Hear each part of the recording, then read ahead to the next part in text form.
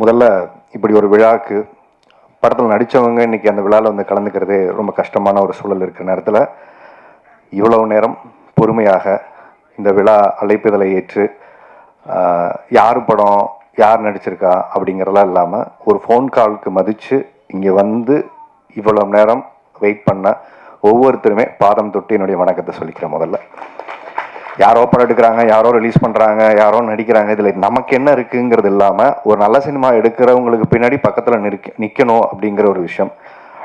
Dhananjayan sir கூட அவருக்கு வேலை இருக்குது கிளம்புங்க சார் சொன்னாங்க. இல்லை சார், நீங்கள் தனியாக இருப்பீங்க. ஏன்னா எப்போவுமே இந்த கல்யாணத்தப்போ கூட ஒரு மாப்பிள்ளை தோழன் இருப்பாங்க. இதில் 1000 பிரச்சனை இருந்தாலும் அந்த கட்சி படுத்தி கொடுத்துட்டு மனசு ஆறுதல் படுத்திட்டு, ஏய் நான் இருக்கேன்டா அமைதியாரு, கல்யாணம்லாம் அப்படி தான் பதட்டமாக இருக்கும், சரியா போயிடும் அப்படிங்கிற மாதிரி இந்த ரிலீஸுக்கான ஒரு பதட்டமும் சூழல் இருக்கும்போது ஒரு ஆறுதலாக இல்லைல்ல சேரன் சார் எல்லாரும் போனால் கூட நான் இருக்கேன், நீங்கள் பேசுகிற வரைக்கும் நான் இருக்கேன்னு சொன்னேன். உங்களுக்கு என்னுடைய பெரிய நன்றி சொல்லிக்கிறேன் சார். அதுக்கப்புறம் இங்கே வந்த ஒவ்வொருத்தருமே பரத்தாக இருக்கட்டும், ரொம்ப ஷார்ட் நோட்டீஸில் பிளான் பண்ணி இதுக்கு ப்ராப்பராக யார் ரிலீஸ் பண்ணணும், யார் வாங்கிக்கிறது, இதெல்லாம் ஒரு பிரச்சனை இருக்குது இன்றைக்கி. யார் வரணும், யார் பண்ணணும்னு இது எதையுமே எதிர்பார்க்காம இந்த மேடைக்கு கூப்பிட்டோடனே வந்த பரத், அவருக்கு முதல்ல நன்றி. பரத்துக்கு ஒரு சர்ப்ரைஸ் இருக்குன்னு சொன்னேன். அவரை கிளம்பி கொஞ்சம் ஒர்க் இருக்கு, ஹாஸ்பிட்டல் போன்னு போயிட்டாரு. ஏன்னா அந்த படம் ஃபஸ்ட்டு பரத் தான் நடிக்கிறதா இருந்தது, அவருக்கு போய் கதை சொல்கிறதா இருந்துச்சு. அதுக்கப்புறம் அடுத்த கதைக்கு டிஸ்கஷன் போயிட்டு இருக்கு, பரத்தை வச்சு படம் பண்ணலான்னு பேசிட்டு இருந்தார். அதான் நான் சொன்னேன், நீங்கள் வாங்க பிரதர், உங்களுக்கு ஒரு சர்ப்ரைஸ் இருக்குன்னு சொன்னேன். அவருக்கு அது இன்னும் தெரியாது, கிளம்பி போயிட்டாரு. ஏன்னா அடுத்து ஒரு 3 படம் பண்ணுறதுக்கு அவர் டிஸ்கஷன் பண்ணிட்டு இருக்காரு. அடுத்ததாக நான் சினிமாவில் இருக்கனா இல்லையான்னு எல்லாருக்கும் ஒரு டவுட்டு. இந்த பிக் பாஸ் போயிட்டு வந்ததுக்கப்புறம் கொஞ்சம் ஆளே காணோம். நெஞ்சுக்கு நீதி படம் பண்ணார். அப்புறம் மக்கள்கிட்ட எனக்கு என்ன தெரியும் அப்படிங்கிறது ஒவ்வொரு நேரமும் எனக்கு தெரியறதில்ல, ஆனால் என்னை சுற்றி இருக்கிறவங்களுக்கு மற்றவங்களுக்கு தெரியும். அப்படி எனக்கு என்ன தெரியும், என்னால் என்ன முடியுங்கிறத நம்பி இன்னைக்கு ஒவ்வொரு வாய்ப்பை கொடுத்த என்னுடைய ஒவ்வொரு தயாரிப்பாளருக்கும், ஒவ்வொரு இயக்குனருக்கும், ஒவ்வொரு டெக்னீஷியனுக்குமே இந்த நேரத்தில் நான் அவங்களுடைய பாதம் தொட்டு நன்றி சொல்லிக்கிறேன். அதுக்கு அடுத்ததாக எனக்கு பிக் பாஸுக்கு அப்புறம் எனக்கு ஒரு பெரிய வாய்ப்பை ஏற்படுத்தி கொடுத்த வாத்தமிழாவுடைய producer cheers entertainment, cheers music, அவங்க அபிமேம்க்கு அண்ட் செல்வா சாருக்கு ஒரு பெரிய நன்றியை சொல்லிக்கிறேன். எனக்கு வெளியில் நான் ஷூட்டிங் போகிறேன், எல்லா ஊர்களுக்கு போகிறேன், எல்லா இடங்கள்லையும் அவங்க சொல்கிற ஃபஸ்ட்டு விஷயம் நெடுஞ்செல்வா சார், மாயா சார், அடுத்து வந்து பிக் பாஸ் சார், அடுத்து இப்போ போய் சேர்ந்துருக்கிறது வந்து சார் உங்கள் வாத்தமிழ நல்லா இருக்கு சார், அந்த ஷோ பயங்கரமாக பேசுகிறீங்க சார், அது நல்லா பண்ணுறீங்க சார், நிறைய நல்ல நல்ல விஷயங்கள் நாங்கள் லைஃப்பில் என்ன பேசுகிறோமோ அதை அப்படி ரிஃப்ளெக்ட் பண்ணுங்க சார், அதை விடாமல் பண்ணுங்கள் சார்ன்னு சொல்லும்போது ஒரு ஒரு எளிவனுடைய குரலாக அந்த ஒரு ஷோ இன்னைக்கு உயிர்ப்போடு இருக்குன்னா இப்படிப்பட்ட ஒரு ப்ரொடியூசர் பணத்தை பார்க்காம மக்களுக்கு கொண்டு போய் சேர்க்கக்கூடிய ஒரு ஷோவாக இன்னைக்கு மாறி இருக்கு சக்ஸஸ்ஃபுல்லாக. அவங்க எங்கிட்ட ஒரு ப்ராமிஸ் பண்ணாங்க, நான் உள்ளே வரும்போது நான் உள்ளே வேணான்னு சொல்கிறதுக்காக தான் உள்ளே பண்ணேன். நமக்கு எது எப்படி இவ்வளோ நேரம் பண்ண முடியும், நமக்கு நடிக்க தெரியும், அங்கே போய் ஷோ எப்படி ஹேண்டில் பண்ண பழக்கம் இல்லை உன்னால் முடியும், ஃபஸ்ட்டு உன்னை யாரும் எனக்கு தெரியாது, அப்புறம் சொன்னாங்க நீ அப்படி இப்படிலாம் சொன்னாங்க, நீ இப்போ பயங்கரமாக பேசுவேன் பிக் பாஸில், அப்படி பேசுவேன் இப்படி பேசுவேன், எப்படி பேசுறியோ எனக்கு தெரியாது, கொஞ்சம் ஆரண்டி பண்ண, நீ எவ்வளோ அடித்தாலும் தாங்குற ஆளாக இருக்க, அதனால் தைரியமாக வா, இந்த ஷோ பண்ண கரெக்டான ஆள் நீங்கள் தான். 2-3 பேர் ஷார்ட் லிஸ்ட் பண்ணோம், அதனால் கரெக்டான ஆடு நீ தான், நீ வா அப்படின்னு சொல்லி உள்ள தூக்கி போட்டாங்க. ஸோ அவங்க ஒரு ப்ராமிஸ் பண்ணாங்க, 1 வருஷம் அந்த ஷோ வந்து பல கிடச்சிட்டு நீங்கள் பண்ணுங்கள், அது ஒரு இடத்துக்கு போய் சேரும் அப்படின்னு சொன்னாங்க. அதே மாதிரி 1 வருஷம் அந்த ஷோ முடிஞ்சு லாஸ்ட் ஒரு ஃபியூ வீக்ஸ் மேக்ஸு டிஆர்பியில் இது வரைக்கும் கலைஞர் டிவிலே ஹையஸ்ட் டிஆர்பி வந்து ஒரு ஷோ வந்து ஹிட் ஆச்சு. அதாவது பக்திமான் மனைவிகளிடம் மாட்டிய கணவர்கள் அப்படிங்கிற அந்த ஷோ வந்து ஆல்மோஸ்ட் 1 பாயிண்ட்டுக்கு மேலே டிஆர்பி வந்து ஒரு பெரிய சக்ஸஸ்ஃபுல்லாக அது இருந்துச்சு. கலைஞர் டிவின்னு கூப்பிட்டு எல்லாருமே பாராட்டினாங்க, மேம் எல்லாருமே பாராட்டினாங்க. இது ஏன் சொல்கிறேன்னா, இதுக்கப்புறம் ஷோ பண்ணுறாரு, டிவிக்கு போயிட்டாரு, படங்களும் பண்ணுறாரா ஒன்றுமே தெரில, ஆனால் ஆள் மட்டும் ஷூட்டிங் போயிட்டே இருக்காரு அப்படின்னு சொல்லிட்டு. ஏன்னா நிறைய இந்த இடைப்பட்ட காலத்தில் மற்றவங்க ஆடியோ லான்ச்சுக்கு வர்றது அதிகமாகிடுச்சு. என் ஆடியோ லான்ச்சுக்கு நானே வர்றது கொஞ்ச நாளுக்கு அப்புறம், சில வருஷங்களுக்கு அப்புறம் இப்போ தான் வரேன். அப்படிப்பட்ட ஒரு வாய்ப்பு ஏற்படுத்தி கொடுத்த என்னுடைய தயாரிப்பாளருக்கு நான் நன்றி சொல்லணும். தயாரிக்கிறது வந்து முக்கியமாக தயாரிப்பாளருக்கு ஏன் நான் நன்றி சொல்லணும் அப்படின்னா, இந்த படம் பண்ணதுக்கு சூரி எனக்கு ரொம்ப நண்பர், லக்ஷ்மண் எல்லாருமே எனக்கு ஃப்ரெண்ட், ஏற்கனவே படம் பண்ணியிருக்கோம். இது ரொம்ப கொஞ்சம் எனக்கு கோவம் இருக்குது, எனக்கு எமோஷன்ஸ் இருக்குது, இப்போ இதெல்லாம் நான் இங்கே எதுவுமே உங்கள்கிட்ட காட்ட விரும்பலை. ஏன்னா நிறைய அவமானங்களை தாண்டி தான் ஒவ்வொரு கலைஞர்களுமே இந்த சினிமாவுக்கு வராங்க. அவமானப்படாத யாருமே வந்து வர முடியாது. இது எனக்கும் இந்த அது ஒரு ஒரு தடவை இல்லை, 2 தடவை இல்லை, பலாயிரம் தடவை அந்த விஷயம் நடந்துகிட்டே இருக்கு. திருப்பூர் நடந்துகிட்டே இருக்கு, இன்னைக்கு நடந்துகிட்டே தான் இருக்கு. இது எனக்கு மட்டும் இல்லை, சினிமாவை நேசிக்கிற ஒவ்வொருத்தருக்குமே நடந்துட்டு இருக்கு. இது எனக்கு மட்டும் புதுசாலாம் இல்லை. அது சுந்தர் சாருக்கு நடக்குது, எனக்கு நடக்குது, மற்ற கலைஞர்களுக்கு எல்லாருக்குமே நடக்குது. இந்த படம் ஏன் இப்போ சார் கூட சொன்னார் 27 நீங்கள் போட்டிங்களா சார் அப்படின்னு சொன்னார். ஏன்னா சார் படம் பார்த்துட்டாரு, தனஞ்சயன் சார் பார்த்துட்டு ரொம்ப நல்லா வந்திருக்கு. ஒரே ஒரு விஷயம் தான் சொன்னார், சின்சியரான ஒரு அட்டம்ப்ட் இந்த படத்தில் தெரியுது. அது ஒரு இயக்குனரா, ஒரு தயாரிப்பாளரா, நடிகரா, டெக்னீஷியனா எல்லாரும் ஒரு சின்சியர் படம் எடுக்கணுங்கிற ஒரு முயற்சி எடுத்திருக்கீங்கன்னு ஒன்று இருக்குல்ல, அது போதும் சார். ஏன்னா 150 ரூபா கொடுத்து படம் பார்க்குறவனுக்கு எப்படிப்பட்ட படத்தை கொடுக்கணுங்கிறதான் எல்லாரும் கனவோட படம் எடுக்கிறோம், நான் உள்பட எல்லாருமே. ஆனால் அதை சாட்டிஸ்ஃபை பண்ணுற இடத்துல தான் ஃபெயில் ஆகிட்டே இருக்கும். எக்ஸாம் எழுதிக்கிட்டே இருக்கும், ஆனால் ஃபெயில் ஆகிட்டே இருக்கும். ஏன்னா நம்ம கொஸ்டின் பேப்பர் தெரிஞ்சுக்கிட்டு தான் ஆன்சர் எழுதணும்னு நினைக்கிறோம், யாருக்கும் தெரியறதில்லை. ஏன்னா அவரை நோக்கி வைக்கப்பட்ட ஒரு கேள்வி. புது ப்ரொடியூசர் ஃபர்ஸ்ட் டைம் ஒரு படம் ஆரம்பிச்சாரு, அந்த படம் பாதியில நின்று போச்சு. அதுக்கப்புறமும் சினிமா அந்த குடும்பம் நம்பி அவரை சினிமாவுக்கு இங்கே அமுச்சு வச்சிருக்கு. என்கிட்ட சௌரியா வந்து சொன்னார், சார் உங்களுக்கு ஒரு 20-25 நாள் டேட் இருக்கும், நீங்கள் வர்றீங்க, நல்லபடியாக நடிச்சு கொடுக்குறீங்க, கிளம்பிடுறீங்க. இவ்வளோதான் சூர்யா சொன்னார் என்கிட்ட. வேற எதுவுமே நீங்கள் வந்து கதையை கேளுங்க, பிடிச்சதுன்னா சொல்லுங்க, வரீங்க, நடிக்கிறீங்க, கிளம்புறீங்க, இவ்வளோதான் நான் சொன்னார். சூர்யாக்காக சொன்னேன். சூர்யா யார் பண்ணுறாருன்னா லக்ஷ்மண் எல்லாமே டீமாக பண்ணுறாரு, புது ப்ரொடியூசர் நம்மளை நம்பி வந்திருக்காரு பிரதர் அப்படின்னாரு. அதே மாதிரி நாங்கள் போனோம், நடித்தோம், வந்தோம், போனோம், நடித்தோம், வந்தோம். இப்படியே 25 நாள் முடிஞ்சிச்சு. படம் முடிஞ்சது. எடுத்து அந்த படத்தை வந்து பார்த்தாரு, நாங்களும் பார்த்தோம். சின்ன சின்ன விஷயங்கள் பண்ணால் நல்லா இருக்குன்னு ஒரு சஜஷன் சொன்னோம். அப்போ அவருக்கு சினிமா தெரியாது. அப்போ அவர் என்ன சொன்னார், இல்லை சார் நல்லா தான் இருக்குது, நம்ம பண்ணிடலான்னாரு. அவருக்கு எல்லாருக்கும் ஒரு குழப்பம் இருந்துச்சு, எப்படி அவரை கன்வின்ஸ் பண்ணுறது எங்களுக்கு தெரியல. ஆல்ரெடி காசு செலவு பண்ணிட்டாரு, கொண்டு வந்த காசுலாம் கரைஞ்சி போச்சு. ஏன்னா படமா சொல்லி திருப்பி எடுக்கணுமே, இவங்க எல்லாம் சரியான ஆட்களா இல்லை நம்ம காசை கரைக்கிறதுக்காக ஒரு ஐடியா பண்ணுறாங்களா அப்படின்னு அவருக்கு ஒரு டவுட் இருந்துச்சு. அவருக்கு நான் எப்படி சொல்லி புரிய வைக்கிறேன்னு தெரியல.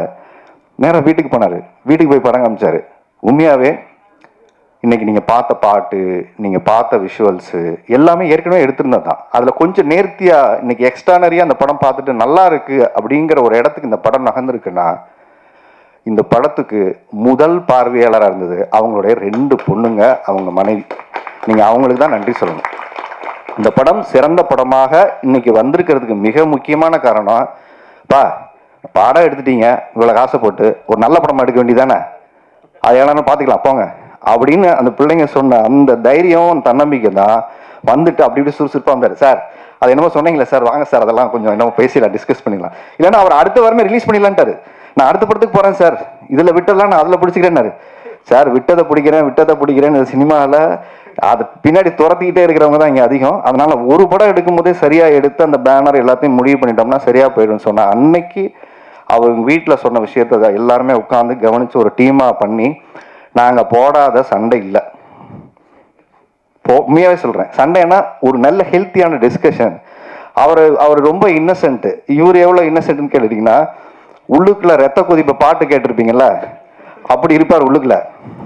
இவர் ஒன்று என்ன சார் நடக்குது, இல்லை சார் பாவம் அவர் ஏதோ கொஞ்சம் பேசிட்டு இருக்காரு, யார்கிட்டயோ ஃபோனில் பேசிட்டு கொஞ்சம் ரிலாக்ஸ்டாக இருக்கார். அவர் ரத்த கொதிப்பா இவர் இவ்வளோதான் டீல் பண்ணுவார். ஏன்னா அவங்க 2 பேருக்கு லவ் பண்ணுற மாதிரி தான். அவரு அங்கே டென்ஷன் ஆவார், பேசுவார், இவர்கிட்ட எந்த விதமான கூலாக இருப்பார், தண்ணி மாதிரி. அது எது ஊற்றினாலும் அணைஞ்சிரும்.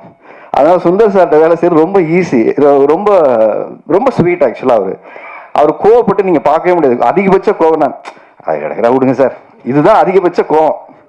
அதை மீறி அவர் எதுக்குமே ரியாக்ட் பண்ண மாட்டார். அப்படிப்பட்ட ஒரு மனிதர் ஒரு படம் பண்ணி இன்னைக்கு இவ்வளோ பேருக்கு ஒரு வாய்ப்பை ஏற்படுத்தி கொடுத்த இன்னும் விஷயத்தை தாண்டி இன்னொரு விஷயம் சொல்கிறேன் சார். ஒவ்வொரு நாளும் கிளீன் செட்டில்மெண்ட் ஆன் டேட், அன்னைக்கே எனக்கு உள்பட எல்லாருக்கும் சம்பள பாக்கி இல்லாம கொடுத்த ஃபர்ஸ்ட் திருப்பூர்ல இருந்து வந்த ஒரு ப்ரொடியூசர். அவருக்கு கடன் வாங்குறாரு எது சார், என் ஆபீஸ்ல யாரும் வந்து நிக்க கூடாது சார், நான் கடங்காரன்னு சொல்லக்கூடாது சார், என்னை யாரும் வந்து தப்பா பேசக்கூடாது சார். ஆன் டேட்டுக்கு செட்டில் பண்ணாரு. ஏன்னா சூர்யா சொல்லும் போது ஒரு விஷயம் சொன்னாரு, ஒரு புது ப்ரொடியூசர் படம் பண்ணும்போது நம்ம எப்போ டெக்னீஷியன் சப்போர்ட் பண்ணுவாங்க சார், அன்னைக்கு அவங்களுக்கு பேமெண்ட் கொடுத்துடலாம் சார், 10 நாள் வச்சுக்கிட்டு பண்ணோம்னா அவங்களும் கொடுப்பாங்களோ இல்லையோ நம்பிக்கை இருக்கும். ஏன்னா பெரிய பேனர் மேல நம்பிக்கை இருக்கும். 10 நாள் கழிச்சு பேமெண்ட் போடுவாங்க, 20 நாள் கழிச்சு பேமெண்ட் போடுவாங்க. ஆனா மனோ கிரியேஷன்ஸ் நம்பி இன்னைக்கு எல்லா டெக்னீஷியனுக்கும் வந்து வேலை செய்வோம் சார். நான் உள்பட சம்பளம் கொடுக்கலன்னா கூட வந்து வேலை செய்வேன். ஏன்னா அடுத்தவங்க காசு நம்ம காசு மாதிரி நினைச்சு வேலை செய்யக்கூடிய ஒரு ப்ரொடியூசர். அவங்க காசு நமக்கு எதுக்கு சார், கொடுத்துருவோம் சார், அப்புறமா பேசுவோம் சார் அப்படின்னு. ஆனா சில நேரங்களில் கராரா பேசுவார். கண்டிஷன் அப்படிதான், வீட்டில் பொண்டாட்டி எப்படியோ அப்படிதான் அவரும் எங்ககிட்ட பொண்டாட்டியுமே நடந்துப்பார். சில நேரம் கொஞ்சம் கோவமா பேசுவார், அப்புறம் லவ் பண்ணுவார், அப்படி சாப்பாடை போட்டு அள்ளி திணிச்சிருவார். நம்மளால ஒன்றும் முடியாது. அதனால ஒரு அன்பான ராட்சசன்னு சொல்லலாம், ராட்சசின்னு சொல்ல முடியாது, அவர் ஆண். அதனால ஒரு அன்பான ராஜசன் அவர். சினிமாவுக்கு இப்படிப்பட்ட ப்ரொடியூசர் கிடைச்சதுல ரொம்ப சந்தோஷம். ரொம்ப அடமெண்டா நான், டைரக்டர் லக்ஷ்மண், நாங்கள் நிறைய டார்ச்சர் பண்ணியிருக்கோம் அவரை. ஒரே விஷயம் தான் சொன்னேன், இன்ன வரைக்கும் நான் சொல்லிட்டு இருக்க ஒரே விஷயம், ஏன் அவரோட நான் நிற்கிறேன் இந்த ஆடியோ லான்ச் இல்லை, ரிலீஸ்க்கு அப்புறம் எப்போனாலும் அவரோட நண்பரை நான் சம்பாதிச்சிருக்க விஷயம் என்னன்னா, சினிமாவுக்கு ஒரு நல்ல ப்ரொடியூசர் வந்தார், அவரை சரியாக வழி நடத்தணும், சரியாக அந்த ஒரு நல்ல படம் பண்ணுச்சுங்கிற சந்தோஷத்தோட ஒரு மனுஷன் வெளில போகணும். தப்பாக ஒரு படம் பண்ணோம், தப்பாக கைட் பண்ணோம், காசை தப்பாக மிஸ்யூஸ் பண்ணோன்னு இல்லாமல் இந்த குழுவை பொறுத்த வரைக்கும் எல்லாமே ஒரு சரியான முயற்சியாக எடுத்து தரன் எல்லாமே கூடுதல் செலவு இருந்தாலும் இந்த படத்துக்கு பரவாயில்ல சார். இதுக்கு அதனால தான் இப்போ சார் சொன்ன ஸ்கேலுக்கு இந்த படம் மாறினதுக்கான காரணம் என்னன்னா, அடுத்து 25 நாள் நம்ம ஷூட் பண்ணிடுறோம். ஸோ இந்த படம் ஒரு 45 நாள் 48 நாள் ஒரு பெரிய படத்துக்கான செலவை இன்னைக்கு இந்த படம் பண்ணி இந்த நம்பிக்கையோட வந்திருக்கு. அடுத்து அவர்கிட்ட வச்ச ஒரு கேள்வி, ஆரிய நம்பி எதுக்கு இவ்வளோ காசு போட்டு படம் எடுக்கிறீங்க? அவர் பிக் பாஸ் போயிருக்காரு, அவர் ஆல்ரெடி படம் பண்ணி அவர் பல வருஷம் ஆச்சு. அவர் தேட்டருக்கு அவருக்கு என்ன பிஸ்னஸ் இருக்கு, இப்போ என்ன பெரிய குறை, நான் மண்டை குழம்பு போய் தர்றேன், எனக்கு எவ்வளோ பிஸ்னஸ் இருக்குன்னு யாருக்குமே தெரில, எனக்குமே தெரில. அதாவது ஓடலைன்னு சொல்லி ஒரு நம்பரை சொல்லலாம், ஓடி இருந்தா ஓடி இருக்குன்னு சொல்லி ஒரு நம்பரை சொல்லலாம். ரெண்டுமே சொல்ல முடியாத ஒரு நம்பர் இருக்கும்போது அவர் சொன்ன ஒரு விஷயம், டிஸ்ட்ரிபியூட்டர்கிட்ட அவர் பேசிட்டு இருந்தாரு. அவர் சொன்ன விஷயம், சார் இந்த பக்கம் மைனஸ்லையும் இல்லை, இந்த பக்கம் ப்ளஸ்லையும் இல்லை, நான் சேஃபாக இருக்கேன் சார். ஏன்னா ஜீரோவுக்கு பக்கத்தில் எத்தனை நம்பர் வேணால் போடலாம் சார், ஆனால் மைனஸில் போயிட்டா தான் திருப்பி எடுத்துகிட்டு வர்றது கஷ்டம் சார். யாருக்கும் அறிமுகம் இல்லாத ஒரு முகத்தை நான் எடுத்துகிட்டு வரல. ஆனால் இந்த படம் மூலியமாக நான் எப்படி நீங்கள் நெடுஞ்சாலை ஒரு படம் பெரிய வீட்டுக்கு கொண்டு போய் சேர்த்துச்சு, எப்படி மாயா அவங்களுக்கு ஒரு அங்கீகாரத்தை ஏற்படுத்தி கொடுத்துச்சு, அப்புறம் நாகேஸ்வரிங்க ஒவ்வொரு படங்களும் ஒவ்வொரு அங்கீகாரத்தை ஏற்படுத்தி கொடுக்குதோ, இன்றைக்கு வெற்றி அடைஞ்ச ஹீரோக்கள் நிறைய பேர் இருக்காங்க, பிஸ்னஸ் உள்ள ஹீரோக்கள். அவர் சொன்ன விஷயம், அவர்கிட்ட சொன்ன விஷயம், வெற்றி அடைஞ்ச ஹீரோக்கள் பல பேர் இருக்காங்க. இன்னொன்று அடுத்த கட்ட நகர்வை நோக்கி நகரக்கூடிய ஹீரோக்கள் இருக்காங்க. இந்த ரெண்டு பேருக்கு இடையில போராடக்கூடிய பல நல்ல ஹீரோக்கள் இந்த சினிமாவில் இருக்காங்க சார். அவங்களுக்கான வாய்ப்புங்கிறது இங்கே யாரோ ஒருத்தர் ஏற்படுத்தி கொடுத்து தான் சார் எல்லாருக்கும் நடந்திருக்கு. ஏன்னா அவருக்கு இவ்வளோ புரிதல் இருக்குன்னு எனக்குமே தெரியல சார். ரஜினியை ஃபர்ஸ்ட் படம் பண்ணும்போது யாருக்கும் தெரியாதுல்ல சார். இன்னைக்கு நமக்கு ரஜினி சார், இன்னைக்கு விஜய் சார், இன்னைக்கு அஜித் சார், யார் எப்போ மாறுவாங்கன்னு யாருக்குமே தெரியாது சார். ஒரு படம் தான் அவங்க வாழ்க்கையை மாற்றிருக்கு சார். காந்தாராங்கிற ஒரு படம் கர்நாடகத்துலேருந்து இன்னைக்கு வந்ததுக்கப்புறம் அந்த ஹீரோ நமக்கு யாருக்குமே தெரியாதுல்ல சார். ஃபர்ஸ்ட் படம் பண்ணும்போது தெரியாது. எந்த நம்பிக்கையில் அவங்களுக்கு 30 கோடி போட்டு காசு எடுத்தாங்க, அந்த நம்பிக்கை ஏன் சார் நமக்கு இருக்க மாட்டேங்குது அப்படிங்கிற அந்த கேள்வியை அதே லவ் டுடே படமாக இருக்கட்டும், இவர் சொன்ன உதாரணம் சொன்னது. அப்போது யாரையோ நம்பி யாரையோ காசு போட்டால் தான் சார் இந்த படம் ஜெயிக்க முடியும். அப்படி யாரையோ நம்பி போடுறதுக்கு நான் உங்களை நம்பி காசு போட்டேன் சார், கட்டாயம் இந்த படம் எனக்கு கரை சேர்க்கும் சார். அதனால நான் கவலைப்படலை சார். அதுக்கப்புறம் இந்த படத்தை கொண்டு போய் சேர்க்குற ரிலீஸில் இருக்கக்கூடிய சிரமங்கள், அவர் எஃப்எம்எஸ் பிஸ்னஸ் இதெல்லாம் பேசும்போது நிறைய சிக்கல்களை தாண்டி எனக்கு தெரிஞ்சு வடிவேல் சொல்ற டைலாக் மாதிரி எவ்வளோ அடித்தாலும் தாங்கக்கூடிய ஒரு ப்ரொடியூசராக மாறிட்டார். குனிறாரு, அடி இந்த பக்கம் அடிங்கடா, அந்த பக்கம் அடிங்கடா, இப்படி கேட்குறீங்களா அப்படின்னு அது லைட்டாரு. ஸோ ஏன்னா அவருக்கு இங்கே தெரியல, முன்னாடி சொல்லும்போது அதுக்கு அவருக்கு ஃபஸ்ட்டு எல்லாம் ஃப்ரெஷ்ஷாக இருந்துச்சு சார். ஒரு இடத்துல பிஸ்னஸ் பேசும்போது கரெக்டாக ஒரு கைட்லைனை போகலைன்னா சுற்றிடும் சார் அப்படிங்கும்போது, இப்போ அவர் நிறைய பேர் சுத்தல விட்றாங்க. இப்போ கொஞ்சம் ட்ரெயின் ஆகிட்டு அவரை எல்லாத்தையும் சுத்தல விட்றாரு. இவ்வளோ தானே படம், வாங்க வாங்க வாங்க பார்த்துக்கலாம் அப்படின்ட்டு. அதனால் 27 ஃபிக்ஸ் பண்ணிட்டு கூட அதான் சொன்னார், இல்லை சார் ஃபிக்ஸ் பண்ணிட்டு அடுத்து 2 மாதம் நமக்கு லீவு இல்லை சார், எக்ஸாம் வருது, நிறைய பணம் போட்டிருக்கு சார், பண்ணிட்டோம், ஜனநாயகம் தள்ளி போயிடுச்சு சார், இந்த கேப்பை ஃபில் பண்ணுறோமோ இல்லையா சார், நாம் தேட்டரை ஃபில் பண்ணுவோம் சார்னு சொன்னார். கேப்பை ஃபில் பண்ணுறதுக்கு நிறைய படம் வரலாம் சார், தேட்டரை ஃபில் பண்ணக்கூடிய ஒரு நல்ல படம் கொடுத்துருவோம் சார் அப்படிங்கிற ஒரு நல்ல முயற்சியோட இந்த படம் எடுக்கப்பட்டிருக்கு. எனக்கு ஆதங்கம் கோபம் இதெல்லாம் சொன்னதுக்கு பின்னாடி என்ன விஷயம்னா, எங்கோ ஒருத்தர் யாரோ ஒருத்தருக்கு வாய்ப்பு கொடுத்தா மட்டும்தான் எல்லாருமே அடுத்த கட்டத்துக்கு நகருவாங்க. இல்லைன்னா அந்த வாய்ப்பு கொடுக்கக்கூடிய ஒவ்வொரு தயாரிப்பாளருக்கும் நம்ம நன்றி உள்ள இதாக இருக்கணும். எனக்கு வாய்ப்பு கொடுத்த என்னோட தயாரிப்பாளருக்கு நான் நன்றி உள்ள ஆளாக இருக்கணும்னு நினைக்கிறேன். ஏன்னா நான் உதவி இந்த படம் பண்ணோம், ஜெயிக்கணும், அவ்வளோதான். ஏன்னா நான் 5 கோடி ரூபா போட்டு நீங்கள் படத்தை பண்ணுறவருக்கு நான் கொடுத்த இந்த சின்ன காசு ஒன்றும் பெரிய காசு கிடையாது. ஆனால் நான் காசு கொடுக்குறேன்னு இது ஏன் படத்துக்கு காசு கொடுக்கல, இது நம்ம படம். நாங்கள் சார் ஒரு பிரச்சனை வரும்போது ஒரு இடத்துக்கு நான் இந்த படத்தை நம்பலைன்னா அப்போ யாரை நம்புவா? எனக்கு ஒரே கேள்வி தான் இருந்தது. நானே இந்த படத்தை நம்பல அப்படின்னா நானே போக. அப்போ இந்த சுயநலமாக ஒரு இடத்துல இருக்கும்போது என் சம்பளம் எனக்கு கொடுத்துருங்க சார், நான் வாங்கிட்டு போகிறேன்னு இல்லாமல் நாம எல்லாம் ஒரு இடத்துல நின்று இந்த படம் பண்ணுங்கிற முடிவோடு வந்திருக்கோம். அதுக்கப்புறம் ஒரே விஷயம் சார், இன்னொரு விஷயம் சொன்னாங்க, அது ரொம்ப ஹர்ட்டிங்காக இருந்துச்சு எனக்கு வந்து. ஏன்னா எனக்கு இது சினிமாவுக்கு வரும்போது சொன்னாங்க, இந்த மூஞ்சியெல்லாம் யார் பாப்பா அப்படின்னு சொல்லி ஒரு விஷயம் சொன்னாங்க. அதுக்கப்புறம் இந்த மூஞ்சியை நம்ம ஒரு இடத்துக்கு போராடி வர வேண்டியது இது எல்லாருக்கும் நடக்க வச்சு. ஆனால் இப்போ சொன்ன விஷயம் சார், அவர் பிக் பாஸ்க்கு வந்தார், 16 கோடி ஓட்டு போட்டாங்க, அவருக்கு எந்த மக்கள் வந்து தேட்டருக்கு ஓப்பனிங் வரும் எப்படி பார்ப்பாங்க அப்படிங்கிற ஒரு கேள்வி எல்லாரும் கேட்குறாங்க சார் அப்படின்னு ஒரு விஷயம் சொன்னாங்க. நான் அவங்களுக்கெல்லாம் ஒரே பதில் தான் இப்போ நான் சொல்ல வேண்டிய விஷயமா நான் பதில் சொல்கிறேன். நான் பிக் பாஸ்கில் போகும்போது எனக்கு இத்தனை பேர் ஓட்டு போடுவாங்க, எனக்கு இவ்வளோ பேர் சப்போர்ட் பண்ணுவாங்க, எனக்கு இவ்வளோ பெரிய ஆதரவு இருக்கும், எதுவுமே எனக்கு தெரியாது. எதுவுமே எனக்கு தெரியாது. நான் சினிமாவுக்கு வந்த காலத்திலேருந்து என் பாக்கெட்டில் எவ்வளோ இருக்கோ 10 ரூபா இருக்குன்னா என் குடும்பத்துக்கான தேவை போக 1 ரூபாயோ 4 நாளோ செலவு பண்ண அந்த மக்களுக்கும் இந்த சமுதாயத்துக்கும் செலவு பண்ணுங்கிற என்னோட எண்ணங்கள் அன்னையிலேருந்து இன்னைக்கு வரைக்கும் மாறல. கோடிக்கணக்கில் சம்பாதிச்சதுக்கப்புறம் இந்த சமூகத்துக்கு செய்வோம்னு நினைக்கல. அன்னைக்கு காசு இல்லாத போதும் போராட்டத்தில் போய் உட்கார்ந்தோம், சமூகத்துக்கு வேலை செஞ்சோம். அப்போது இன்னைக்கு நம்ம உள்ளே போகும்போது எனக்கு அன்னைக்கு நான் என்னுடைய வேலையை நான் செய்கிறேன், அது சரியாக இருந்தால் எனக்கு சப்போர்ட் பண்ணுங்கள், இல்லையா எதை சரி பண்ணிக்கலாம்னு சொல்லுங்கள், திருத்திக்கணும், அவ்வளோதான் எல்லாருக்கும் வாய்ப்பு. அதனால எல்லாருமே பிறக்கும் போது இங்கே யாரும் ஸ்டாராக வந்தெல்லாம் பிறக்கிறது இல்லை. இங்கே stars R mat not born. இதை முதல்ல நம்ம எல்லாரும் புரிஞ்சுக்கணும். நாளைக்கு நீங்களும் ஸ்டார் தான், அவரும் ஸ்டார் தான், அவரும் ஸ்டார் தான். நாளைக்கு நான் அடுத்த படம் பண்ணுறேன், எனக்கு மாரி சார் உட்காந்துருக்காரு, என்னுடைய கேமராமேன் உட்காந்துருக்காரு, மியூசிக் டைரக்டர் ஹமரா உட்காந்துருக்காரு, பாண்டியன் உட்காந்துருக்காங்க. தேர் நெக்ஸ்ட் ஸ்டார்ஸ், அடுத்த ஜென்ரேஷனுக்கான ஸ்டார்ஸ் தான் அவங்க எல்லாருமே. அப்போ எங்கோ ஒரு இடத்துல யாரோ நம்பிக்கையாக கொடுக்குற வாய்ப்பு தான் ஒரு மனிதன் இங்கே மாற்றுது. அப்போது அவங்க எல்லாருக்கும் இந்த படமாக மூலியமாக நான் சொல்லுகிற ஒரே வாய்ப்பு, என்னை நோக்கி எரிந்த கற்களை எல்லாம் ஒரு பூக்களாக தான் நான் பார்க்குறேன். ஏன்னா நான் ஒரு நல்ல படம் கொடுக்கணுங்கிற பொறுப்புணர்ச்சி அதை கொடுக்குதே தவிர இந்த கோவமே கிடையாது. நல்ல படம் கொடுத்து எடுத்துகிட்டு வரேன், வாங்க போராடுவோம், மக்களை நோக்கி ஒரு படத்தை கொடுக்கறதுக்கான என்ன முயற்சியோ அதை பண்ணியிருக்கோம். அதில் ஏதாவது குறை இருந்தால் சொல்லுங்க, அடுத்த படம் திருத்திக்கிறோம், இவ்வளோதான். இந்த படத்தோட முயற்சியும் அப்படிதான், ஒரு நல்ல படமாக எடுத்தாச்சு, எங்கள் அறிவுக்கு உட்பட்ட ஒரு நல்ல படத்தை எடுத்திருக்கோம், ஒரு தரமான ஒரு படத்தை எடுத்திருக்கோம். மியூசிக் டைரக்டர் அவருடைய உழைப்பை போட்டிருக்காரு, டைரக்டர் போட்டிருக்காரு, கேமராமேன் போட்டிருக்காரு, ஃபைட் மாஸ்டர் போட்டிருக்காரு. இந்த படத்தில் என்னைக்கும் நான் செத்துருப்பேன் ஆக்சுவலாக. அது ஆக்சுவலாக ஒரு day and night 38 hours shoot பண்ணோம். காலையில் 6 மணிக்கு முதல் நாள் ஆரம்பித்து அப்படியே ஃபுல்லாக ஷூட் பண்ணி அப்படியே காலையில் 7-8 மணிக்கு போய் அந்த மொட்டை மாடியில், அந்த மாடியில் வந்து ஒரு ஷாட் இருக்கும் மேலே ஏறி, எனக்கு அதான் ஃபுல் நேரம் தூக்கம் இல்லை, மேலே போய் நின்றுருக்கோம், போதும்னு சொன்னாங்க.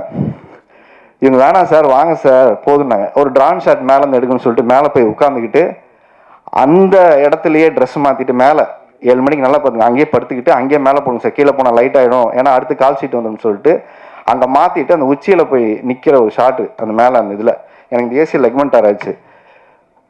மேலே நின்றுட்டு இருக்கேன், காற்று அடிக்குது, ஒரு செகண்ட் அசைஞ்சிட்டு அங்கேருந்து அன்றைக்கே கீழே விழுந்துருப்பேன். அன்றைக்கி தான் ரியலைஸ் பண்ணேன், சினிமா பேஷனாக லவ் பண்ணால் நான் இவ்வளோ வெறித்தனமாக பண்ணக்கூடாது, நம்ம நம்பி குடும்பம் இருக்குன்னு ஒரு பயத்தை கிரியேட் பண்ண இடம் எனக்கு அந்த இடம். இல்லை அது ஒரு ஷாட் எடுத்துடலாம் சார் வாங்க சார், ஏன்னா இவர் ஃபீல் பண்ணிட்டார் மேலே போகலாம் சார், லைட் ஆச்சு நாளைக்கு எடுத்துக்கலாம். நாங்கள் ஏன் இதை சொல்கிறேன்னா, சினிமாவை பேஷனோட வேலை செய்யக்கூடிய எத்தனையோ பேர் இங்கே இருக்காங்க. அவங்களுக்கான வாய்ப்பை ஒரு இடத்த கொடுக்கக்கூடிய இயக்குனரும் அதுக்கான ப்ரொடியூசரும் கிடைக்கும் போது சரியாக பயன்படுத்திக்கிற ஒரு வாய்ப்பாக தான் நான் பார்க்குறேன். இப்போ நான் அந்த கோபம் ஆதங்கள்லாம் சொன்ன விஷயத்துக்கு நான் பதில் சொல்கிறேன் என்னன்னா, சார் எனக்கு ஓட்டு போடும்போது இவ்வளோ பேர் 16 கோடி பேர் ஓட்டு போட்டாங்க சார், யார் ஓட்டு போடுவாங்கன்னு எனக்கு தெரியாது சார், யார் வந்து எனக்கு ஜெயிக்க வைப்பாங்க தெரியாது, எனக்கு கப்பை குத்தி கொடுப்பாங்கன்னு எனக்கு வரல. இன்ன வரைக்கும் இந்த 9வது சீசன் போச்சு, இன்ன வரைக்கும் ஒவ்வொருத்தரும் வந்துகிட்டே இருக்காங்க. எல்லாருக்கும் என்னுடைய பாராட்டுகள், எல்லாருக்கும் வாழ்த்துக்கள். ஆனால் ஒரு இடத்துல நான் என்னவா இருந்தேங்கிறதுக்கு தான் எனக்கு ஓட்டு போட்டாங்க. இந்த படம் என்னவா இருக்குன்னு பார்த்தா அதுக்கு நீங்கள் ஓட்டு போடுங்க, ஆனால் முன்னாடியே ஜட்ஜ் பண்ணாதீங்க, இது நல்லா இருக்கு இது நல்லா இல்லை, இவன் ஏன் வரணும் அவன் ஏன் வரணும்னு ஏன் கேட்குறீங்க? யார் வேணா அந்த சினிமாவுக்கு வரட்டும். ஒரு பேரியரை ஒரு விஷயமா ஏன் அதை ஒரு இடத்துக்கு இவர் முன்னுக்கு வந்தால் என்ன நடந்துற போகுது, அதில் என்னால் என்ன நடந்துற போகுது? நான் ஒரே விஷயம் சொல்லுவேன், இருக்கிறவங்ககிட்ட காசு வந்தால் இருக்கிற இடத்துல போய் சேரும், இல்லாதவங்ககிட்ட காசு வந்தால் 100 பேருக்கு போய் சேரும். இது ரொம்ப முக்கியமான விஷயம். இந்த மாதிரி ஒரு ப்ரொடியூசர் நாளைக்கு ஜெயிச்சார்னா 100 படம் இல்லாதவங்களுக்கு படம் எடுப்பார், 100 பேருக்கு வேலை வாய்ப்பு கொடுப்பாரு. ரொம்ப முக்கியமான விஷயம். இந்த மாதிரி ஒரு ப்ரொடியூசர் ஜெயிச்சார்னா 100 பேருக்கு வேலை வாய்ப்பு கொடுப்பாரு. ஏன்னா தன்னம்பிக்கை, சினிமா நல்ல சினிமா எடுத்தா ஓட வைப்பாங்கன்னு நம்பிக்கையை யார் கொடுப்பா? தனஞ்சயன் வந்து இன்னைக்கு உட்காரணும்னு அவசியமே இல்லை, அவருக்கு நிறைய வேலை இருக்கு. அவர் அப்பவே போறேன்னு போயிருக்கலாம். ஆனா நான் பேசி முடிக்க இல்லை சார், அது நல்லா இருக்காது சார், நீங்க பேசி வரீங்க சார் அப்படின்னு சொல்ற விஷயம் இருக்குல்ல, இது போது சார். இந்த மாதிரி மனிதர்கள் இந்த சினிமாவில் சம்பாதிச்சதே ஒரு பெரிய விஷயம் நினைக்கிறேன். அப்போ இப்போ பிக் பாஸ் போகும்போது எந்த எதிர்பார்ப்பும் இல்லாமல் நான் எப்படி உள்ளே போனனோ, இப்போ எலெக்ஷன் டைம் எனக்கு ஓட்டு போட்ட வாக்காளர்கள் நம்பி தான் இந்த படம் எடுத்துருக்கிறேன். அவங்கள நம்பி தான் 27ஆம் தேதி வர்றோம். ஏன்னா சொன்ன வார்த்தை அது ஒன்று மாதிரி, சார் அவர் ஓட்டு போட்டவங்கெல்லாம் முடிச்சுட்டு வீட்டுக்கு போயிட்டாங்க, அவங்க ஒய்ஃபு ஸ்ரீலங்கனா இருக்கலாம், அவங்கெல்லாம் அப்போ பார்த்தாங்க, இப்போல்லாம் வந்து அந்த மூஞ்சியை பார்த்து யார் தேட்டருக்கு வராங்கன்னு பார்க்கலான்னு ஒரு இடத்துல கேள்வியாகவும் கேட்டிருக்காங்க, சேலஞ்சும் பண்ணியிருக்காங்க. இந்த சேலஞ்சை நான் ஒரு இடத்துல என்ன சொல்கிறேன்னா, நான் நல்ல படம் எடுத்துகிட்டு வந்து கொடுக்குறேன், பாருங்க, நல்லா இல்லையா விமர்சனம் பண்ணுங்க, திருப்பிக்கிட்டு ஒரு படத்தை எடுத்துக்கிட்டு தான் வரேன். ஓட மாட்டேன் மைண்ட் எங்கேயும். இந்த சினிமாவை விட்டு நான் ஓட மாட்டேன். ஏன்னா அந்த 20 வருஷமா அந்த சினிமாவை விட்டு என்னைக்கே ஓடி இருக்கணும், நான் என்னைக்கே ஓடி இருக்கணும். நீங்க வைக்கக்கூடிய ஒவ்வொரு விமர்சனங்களையும் அது எது சரியா இருக்கோ எடுத்துக்கிட்டு திருப்ப வரேன்.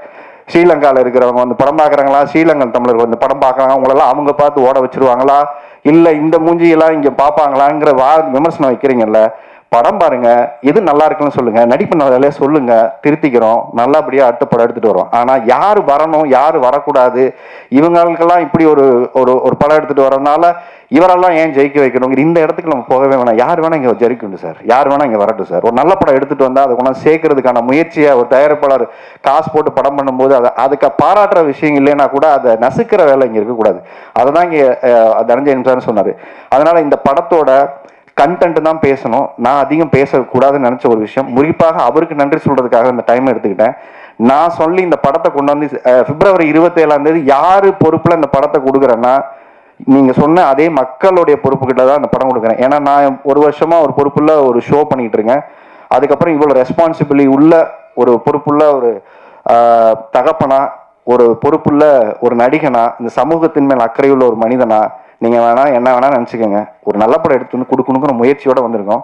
இது நல்லா இருக்கு அப்படின்னா பாராட்டுங்க, சரியா இல்லைன்னா சொல்லுங்க, திருத்திக்கணும். ஸோ பிப்ரவரி 27ஆம் தேதி இந்த படம் ரிலீஸ் ஆகுது. ஒரு நல்ல முயற்சியா, கூட்டு முயற்சியா அந்த படம் வருது, தேட்டருக்கு வருது. எல்லாரும் வந்து பார்த்து, தேட்டர்ல வந்து பார்த்து இந்த படத்தை சப்போர்ட் பண்ணுங்க. இதற்கு பின்னாடி எல்லாரும் சொல்ற ஒரே விஷயம்தான், கிளிஷேவான ஒரு டயலாக். இந்த குடும்ப வாழும், அவர் வாழும், நான் வாழ்வேன், இதெல்லாம் கரெக்டு. ஒரே ஒரு விஷயம் தான், நேர்மையா உழைச்சா, நேர்மையா ஒரு படம் எடுத்துட்டு வந்தா, நீங்க தேட்டருக்கு வந்து நேர்மையா பார்த்து அதை சப்போர்ட் பண்ணுவீங்கிற நம்பிக்கை மட்டும்தான் ஒரு புது ப்ரொடியூசரை கொண்டு வரும், இன்னொரு புது கலைஞர்களை உருவாக்கும். நல்ல சினிமா தமிழ்ல வரலன்னா நீங்க வந்து பார்த்து சப்போர்ட் பண்ணீங்கன்னா கட்டாயம் வரும். அப்படி ஒரு சினிமாவா அதை ஒரு முயற்சியை நாங்க நினைச்சு எடுத்திருக்கோம். அது சரியா இருந்தா நீங்க தயவு செஞ்சு வந்து எங்களை எல்லாரும் சப்போர்ட் பண்ணுங்க. இந்த மாதிரி ஒரு தயாரிப்பாளர் ஜெயிச்சானா எங்களை மாதிரி 100 பேருக்கு வாய்ப்பு கொடுப்பாரு. அது பிரஜனுக்கு எல்லாருக்குமே நிறைய வாய்ப்பு கொடுப்பாரு. So thanks to Prajan. இங்க வந்த ஒவ்வொருத்தருக்குமே என்னுடைய நன்றி சொல்லிக்கிறேன். சூர்யா, கார்த்தி, மேக்கப் மேன், முருகா வந்து கூகார்த்தியோடைய வரிகள் வந்து ரொம்ப எக்ஸ்ட்ரா நிறைய அந்த பாடல் கொடுத்துருக்காரு. எனக்கு ரொம்ப வருத்தம் படுது. லவ் சாங் இன்னும் கொஞ்சம் கிராண்டா விஷுவல் பண்ணான்னு அவர்கிட்ட சொல்லிட்டே இருந்தேன். அவர் ரிலீஸ் பண்ணதுக்கு அப்புறம் அவருமே ஃபீல் பண்றாரு, இது கொஞ்சம் அப்படி எடுத்துக்கலாம்ல சார், பாட்டு செம்மையா இருக்குன்னு சொல்லி மேமும் சொன்னாங்க. இந்த பாட்டு ரொம்ப நல்லா இருக்கு அப்படின்னு சொல்லி சொன்னாங்க. ஸோ உங்களுக்கு அடுத்த படத்துக்கு எனக்கு 2 பாட்டு எழுதியிருக்கீங்க. ஸோ ரொம்ப நல்லா எழுதியிருக்காரு. உங்களுக்கு பெரிய எதிர்காலம் இருக்குன்றத தொடர்ச்சியாக நம்ம வேலை செய்வோம். இந்த சினிமா நல்ல கவிஞர்களை கொண்டாடிய ஒரு சினிமா. நாளைக்கு நீங்க கண்ணதாசன் மாதிரி, வாலியா மாதிரி நிறைய நல்ல நல்ல பாடல்களை கொடுக்கக்கூடிய ஒரு கவிஞராக நீங்க வரணும்னு கட்டாயம் வாழ்த்துறேன். அப்புறம் தரன், எனக்கு நல்ல பாட்டு கொடுத்துருக்கீங்க தரன். மாலை பொழுது மயத்திற்கு அப்புறம் அப்பா பொண்ணுக்கு ஒரு சாங், என் பொண்ணு வந்து அந்த பாட்டை பார்த்துட்டு பயங்கர ஃபீலிங்ஸு, நீ என்னப்பா அந்த பொண்ணெல்லாம் தூக்கி வச்சுட்டு கொஞ்சிட்டு இருக்க, என்ன எப்படி இது கொஞ்சலான்ட்டு. இப்போ வேற பாட்டை போட்டதுக்கப்புறம் அவங்க அம்மா கூட அனுப்பிச்சிட்டா, அந்த பொண்ணை தூக்கி சுத்துற இவன் என்ன பார்க்குறா ஒரு மாதிரியா அப்பா அப்படிங்கிறா. ஸோ அதனால அந்த பாட்டு அவளுக்கு ரொம்ப, நான் சொன்னேன் திருப்பி அதே மாதிரி உன்னை ஷூட் பண்ணுறேன், உன்னை அது மாதிரி எடுத்து நான் கொஞ்சம் அவளுக்கு ப்ராமிஸ் பண்ணியிருக்கேன், வேணாமா வெக்கத்தை பாரு. ஸோ அதனால அந்த அளவுக்கு அவளுக்கு அந்த பாட்டு பார்த்துட்டு பொசசிவ் ஆயிடுச்சு. மகள்களை பெற்ற அப்பாக்கள் எல்லாரும் காலங்காலமாக கொண்டாடக்கூடிய ஒரு பாடலை கொடுத்துருக்கீங்க. ஸோ உங்களுக்கு என்னோட பெரிய நன்றி. ஏன்னா உலலாயிங்கிற வார்த்தையை கேட்காம ஒவ்வொரு தகப்பனும் கடந்து போக முடியாது. அந்த மாதிரி ஒரு அழகான ஒரு பாடல். அந்த சிங்கர்ஸ் வந்து எல்லாருக்குமே என்னுடைய நன்றியை சொல்லிக்கிறேன். ஒளிப்பதிவாளர் லக்ஷ்மன், நாங்கள்லாம் புழிஞ்சிருக்கோம் அவரும் வச்சு செஞ்சுருக்கோம் அவரு. ஸோ இந்த படம் அவருக்கு ஒரு பெரிய பிரேக்கு. அப்புறம் டேஞ்சர் மணி ஃபைட்டு வந்து ரொம்ப அந்த அந்த இன்ட்ரோ பிளாக் ஃப்ளைட் வந்து ரொம்ப மெனக்கெட்டு நாங்கள் பண்ண ஒரு ஃபைட்டு. குறிப்பாக ஒரு 4-5 நாள் நாங்கள் ட்ரிகர்ஸ் எல்லாம் பண்ணி அதை ரெக்கி பண்ணி எடுத்த ஒரு ஃபைட்டு வந்து கிளைமேக்ஸும் வந்து பார்த்தீங்கன்னா ஒரு நல்ல ஒரு கிளைமேக்ஸ் ஃபைட்டாக வந்திருக்கு. ஏன்னா 2-3 படம் தொடர்ச்சியாக வேலை பார்த்துருக்கோம். அதில் தான் எனக்கு காலில் அவர் முடிஞ்சிருச்சுன்னாரு. நான் அந்த பார்க்கூர்லாம் கற்றுக்கிறேன்னு சொல்லிட்டு அங்கே வந்து நிறைய சாணி போட்டிருந்தாங்க. ஓடி வந்து ஜம்ப் பண்ணலான்னு சொல்லிட்டு நம்ம தான் கொஞ்சம் ஆர்வக்கொள்ளராச்சே. இல்லை அது வரேன் துரத்தி தானே போனால் நான் கொஞ்சம் லென்த் எடுத்துக்கலாம்னு எடுத்தேன். அதை அங்கே கல் இருந்தது, நம்ம அதை பார்க்கல. ஷூவில் ஏறி அடித்தோன்னே அப்படியே ட்விஸ்ட் அடிச்சிச்சு. அதோட ஒரு 6 மாதம் பிரச்சனை. அங்கே போனோடனே மாத்தமலை ஷோவுக்கு தான் அவங்களுக்கு பிரச்சனை. ஏண்டா ஷோ போயிட்டு ஒரு காலை பார்த்துட்டு வர மாட்டேன். ஏன்னா அங்கே உட்காந்துட்டு ஷோ உட்காந்து நிறைய அந்த இடையில பார்த்தீங்கன்னா உட்காந்து ஷோ பண்ணோம். ஸோ அந்த அளவுக்கு ரொம்ப டேக் கேர் பண்ணிக்கிட்டாரு. ஸோ அந்த ஃபைட்டெல்லாம் ரொம்ப அழகாக எடுத்து கொடுத்துருக்காரு. எல்லாமே நல்லா வந்திருக்கு. அதுக்கப்புறம் கார்த்தி வந்து இந்த படத்தில் இதுக்கப்புறம் நிறைய படம் உங்களுக்கு கூப்பிடுவாங்க. கார்த்தி ரெடியாக இருந்துக்கேன், உங்கள் டேட்ஸ் ஃப்ரீயாக வச்சுக்கோங்க. நடிப்பை நான் நிறைய கற்றுக்குங்க. ஏன்னா நிறைய பேருக்கு உதவி செய்கிற மனிதர்கள் வளர்ந்தால் தான் நிறைய பேருக்கு நம்ம சம்பாதிச்சா நிறைய பேர் செய்ய முடியும். அதனால் அது ரொம்ப முக்கியமான விஷயம். நான் சீரியஸாக சொல்கிறேன், உங்கள் முகத்துக்கும் உங்கள் நடிப்புக்கும் ஒரு ஃபீல் இருக்குது. ஒவ்வொருத்தருக்கிட்ட ஒன்று இருக்கும்ல, உங்ககிட்ட ஒரு நல்ல விஷயம் ஒன்று இருக்குது ஸ்க்ரீன் ப்ரெசன்ஸில். அதனால் அது நல்லபடியாக இந்த போராடி உங்ககிட்ட வாங்கிட்டார் எல்லாத்தையும். அடுத்த படத்துக்கு அந்த போராட்டத்தை குறைச்சிட்டு நீங்களாவே இயல்பாக நடிக்கிற இப்போ தயாராகிட்டிங்கன்னா ஒரு சீசன் நடிகர் ஆகிடுவீங்க. ஸோ எல்லாருக்குமே என்னோட நன்றி. அதுக்கப்புறம் நம்ம யூடியூபர் பாய்ஸ், இந்த படத்தில் யூடியூபர் பாய்ஸ் கேங் இருக்குது. ஸோ எல்லாருமே இன்ஃப்ளூயன்சஸ்ஸு. அவன் வந்து விஜய் ஆகிட்டான், ஒருத்தர் வந்து பிளாகர் ஆகிட்டாங்க, எல்லாரும் ஆல்ரெடி பண்ணிகிட்ருக்காங்க. ஸோ அவங்களோட டீம் யுனைட்டி எனக்கு ரொம்ப இன்ஸ்பைரிங்காக இருந்தது. வாங்கடா எல்லாரும் வந்து ஒரு ஃபோட்டோ எடுத்துக்கலான்னு சொன்னேன். ஒரு ஆள் வரல, 2 ஆள் வரல. நாங்கள் வரமாட்டோம் சார்ட்டாங்க.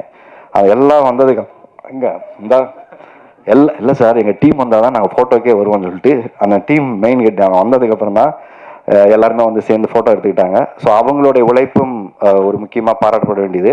முக்கியமாக அந்த குழந்தை சொல்ல வாடரே இது தயவு செஞ்சு ஒரு பெரிய கைதட்டு கொடுத்துருங்க. ஏன்னா நாங்கள் தூக்கம் முழிக்கிறது பெரிய விஷயம் இல்லை. இந்த குழந்தை வந்து அத்தனை நாள் தூக்கம் முழிச்சு எந்திரிச்சவொடனே வந்து டம்முன்னு அடிச்சுங்க ஃபீல் பண்ணுடா, கொஞ்சம் அழுடா, கொஞ்சம் சோகமாயிடுறா. ஏன்னா அது வந்து பேச முடியாத குழந்தை வரையா, அதுக்கு ரியாக்ஷன் பண்ண அது வந்து சீசன்ட் ஆயிடுச்சு. நாங்கள் எதாவது கூப்பிட்டு பண்ணோன்னா அந்த அளவுக்கு ஆயிடுச்சு. அது சீசன்ட், அது ரியாக்ஷன்லேயே ஆயிடுச்சு. ஸோ பல்லு விழுந்துருச்சு. அதனால் வளர்றதுக்குள்ளே படத்தை நாங்கள் ரிலீஸ் பண்ணிவிட்டோம். பல்லு விழுதுக்குன்னு சொல்லிட்டு 27ஆம் தேதி ரிலீஸ் பண்ணுறோம். ரொம்ப நன்றி, நல்லா பண்ணியிருக்க. அவங்க பேரண்ட்ஸுக்கும் என்னோட பெரிய நன்றி. எந்த வித இடைஞ்சல் கொடுக்காம, எந்த வித டார்ச்சரும் வழக்கமான ஹீரோயின் நம்மாக்கள் டார்ச்சர் மாதிரிலாம் எதுவும் இல்லாமல் நல்லபடியாக கூட இருந்து நல்லபடியாக முடிங்க சார்னு சொல்லிட்டு அவங்க ரொம்ப அழகாக பண்ணாங்க. தேங்க்ஸ் சொல்லும். ஓகே. ஸோ எல்லாரும் வந்து இருந்து இந்த படத்துக்கு இவ்வளோ நேரம் பொறுமையாக இருந்ததுக்கு நன்றி. பத்திரிகையாளர்களுக்கும் ஊடக நண்பர்களுக்கும் நான் சொல்லுகிற ஒரே ஒரு கோரிக்கை இதுதான். நீங்கள் ரொம்ப வருஷமாக என்னை பார்த்துட்டு இருக்கீங்க, ரொம்ப வருஷமாக எனக்கு சப்போர்ட் பண்ணியிருக்கீங்க, ரொம்ப வருஷமாக நல்லது கெட்டது எல்லாத்தையும் ஒன்று சொல்லியிருக்கீங்க. இது என்னுடைய பட விழாவாக இல்லாமல் இது நம்முடைய பட விழாவாக, உங்கள் குடும்ப விழாவாக இது இருக்குங்கிறத நான் நம்புகிறேன். ஏன்னா நான் நிறைய விழாக்களுக்கு வந்து பேசிட்டு போயிருக்கேன். என்னுடைய விழாவில் நான் பேசுகிற நேரமாக இதில் இருப்பதில் நான் வைக்கக்கூடிய உங்கள் கோரிக்கை, இந்த படம் நல்லா இருந்தால் சப்போர்ட் பண்ணுங்கள். அவ்வளோதான். நான் ஒரே சொல்லுவேன், இந்த படம் நல்லா இருந்தால் நீங்கள் தயவு செஞ்சு கொண்டு போய் சேருங்க. ஏன்னா உங்களுடைய ஒவ்வொரு ட்வீட்டும் ஒவ்வொரு செய்தியும் தான் இப்படிப்பட்ட தயாரிப்பாளரை கொண்டாடும். ஏன்னா இதுக்கு பெரிய கூட்டு வந்து இங்கே நாங்கள் பிரம்மாண்டமாக பண்ண முடியாது. அவர் பிரம்மாண்டமாக படத்தை செலவு பண்ணிட்டாரு. ப்ரமோஷனுக்கும் எங்களால் என்ன சக்திக்கு உட்பட்டதோ அவர் பெஸ்ட்டாக செய்ய முயற்சி பண்ணுறாரு. ஸோ ஊடக நண்பர்கள் நீங்கள் கொடுக்கக்கூடிய ஒளியின் வெளிச்சத்தில் தான் இந்த படத்தின் வெற்றி இருக்கிறது. ஸோ இந்த படத்தை உங்ககிட்ட ஒப்படைச்சிட்டோம். அடுத்தது எலெக்ஷனில் ஓட்டு போட போகிற மக்கள்கிட்ட இந்த படத்தை ஒப்படைச்சிட்டேன். ஸோ யாரை ஜெயிக்க வைக்கணுங்கிறத அவங்க முடிவு பண்ணட்டும். 27ஆம் தேதி என்னுடைய முடிவு என்னன்னு எனக்கு தெரியும். எலெக்ஷனில் யார் ஜெயிக்க போகிறாங்க முடியும் மக்கள் முடிவு பண்ணட்டும். நன்றி, வணக்கம்.